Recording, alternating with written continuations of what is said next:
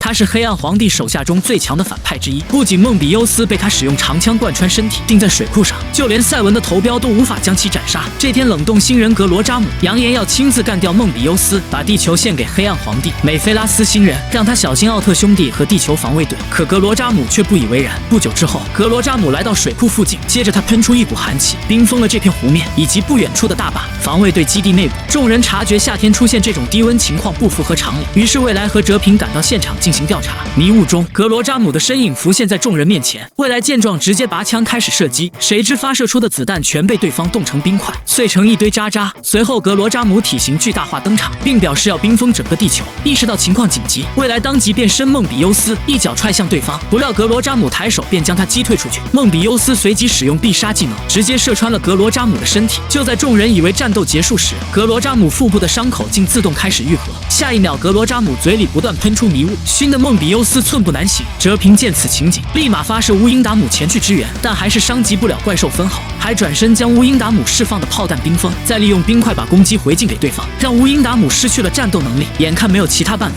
梦比优斯切换成燃烧勇者形态，然后蓄力启梦比姆爆裂轰向格罗扎姆，但这样的攻击根本不起作用。格罗扎姆步步紧逼，不依不饶，他抽出一把长枪，打得梦比优斯节节败退，接着抓住机会刺穿梦比优斯的身体，把他钉在水库上，最终变成了一尊冰雕。此刻嚣张至极的格罗扎姆打开投影仪，他告诉人类，梦比优斯已经被他打败，不久后地球将由黑暗皇帝来统治。说完他便离开了这里。木之美看见梦比优斯的惨状，自己却无能为力，流下了伤心的泪水。与此同时，赛文化作人间体形态的诛星团火速赶到了现场，他捡起木之美掉落的眼镜，让他不可以轻易放弃。随后两人来到小树林，诛星团告诉木之美，过去的奥特战士也曾败给强敌，但最终是人类化解了那场危机，救出了奥特战士。受到鼓舞的木之美看向梦比优斯，随后回到基地和队友商量对策。防卫队代理总监说道，如果把当年奥特警备队救出赛文的马格纳利姆能量转换为激光，安装在飞翼号上射向梦比优斯，就有机会救出未来。听闻此言，木之自告奋勇驾驶飞翼号抵达了现场。突然一股寒气袭来，格罗扎姆开始阻止他们营救梦比优斯。危机时刻团叔一袭牛仔装登场，他特意脱掉帽子，拿出奥特眼镜，变身赛文和格罗扎姆展开战斗。木之美趁机释放马格纳利姆治疗光束，让梦比优斯重获新生。面对1打2的局势，格罗扎姆被两奥打得毫无还手之力。这时他口吐寒气，试图进行反击，赛文当即扔出头标把对方切成2半，可没想到格罗扎姆的伤口自动愈合。